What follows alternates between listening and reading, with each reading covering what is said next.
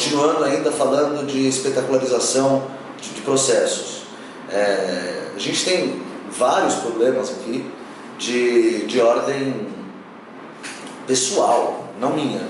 Uma pessoa investigada, e quando isso é divulgado, isso não volta, as imagens não voltam. A gente tem hoje discussões na justiça sobre o direito ao esquecimento, né? Porque as penas não podem ser perpétuas pelo nosso país, mas ao mesmo tempo o Google é perpétuo. Então a pessoa que saiu uma notícia que fulano é processado, para piorar, é notícia que o fulano é processado, não é notícia que fulano foi absolvido, a não ser, claro, grandes operações. A gente tem, talvez, como o caso mais célebre, o caso da escola base, do Valmir Salar. O Valmir, jornalista da Globo, que foi ele sempre fala sobre isso em palestras que ele dá, em cursos que ele dá, que ele foi um dos grandes responsáveis por isso. Caiu na história da polícia, a polícia chamou, a polícia divulgou e os donos da escola eram inocentes. Ou, talvez falando de um caso mais recente, e sem analisar mérito, porque eu não conheço o mérito do caso, o caso do Daniel Dantas, Operação Satyagraha. Daniel Dantas gritava aos quatro ventos, e os seus advogados, que aquilo tudo era uma encenação, que aquilo tudo era uma investigação comprada por um concorrente da Telecom Itália, um concorrente internacional, uma questão de espionagem empresarial. Ele gritava isso aos quatro ventos, ninguém acreditava, e ele virou o grande bandido da nação, né? Quando o Gilmar Mendes soltou ele, apelidaram o Gilmar Mendes de Gilmar Dantas. O Daniel Dantas virou o inimigo público número 1 de todos.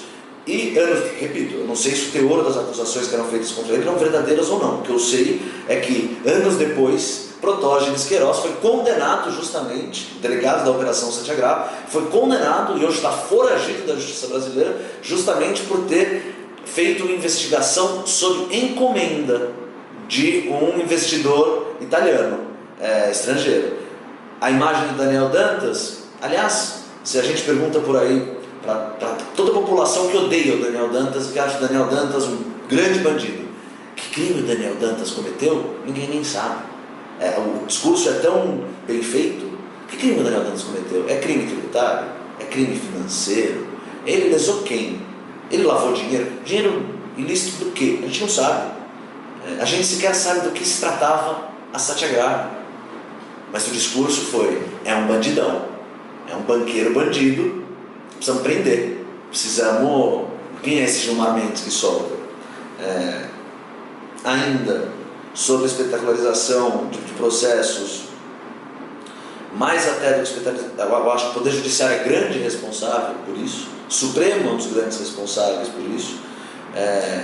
Quando Marco Aurélio, sentado na cadeira do presidente Fernando Henrique, Marco Aurélio foi presidente por um dia, sancionou a lei que criava a TV Justiça, que é um dos grandes orgulhos dele, certamente ele não tinha a noção do que isso viraria. Não é à toa, por exemplo, que outras Supremas Cortes do mundo adotam uma postura completamente diferente. A Suprema Corte Americana, por exemplo, as sustentações orais com questionamentos são abertas ao público, mas quando os juízes se reúnem para discutir, isso é feito secretamente. Por que é secreto?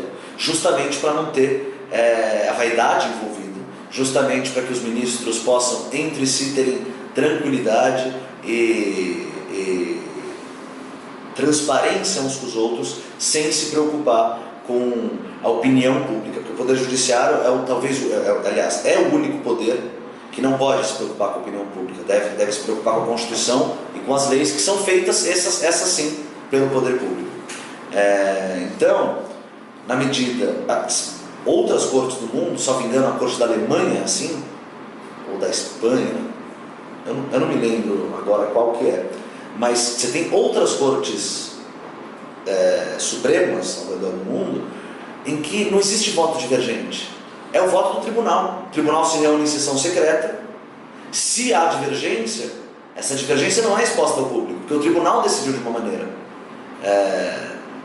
E a gente tem, por exemplo, outro grande problema no Supremo: inquéritos policiais de pessoas públicas são públicos. O inquérito policial está investigando, e hoje o fato de você ser investigado, per si, já é uma pena, né?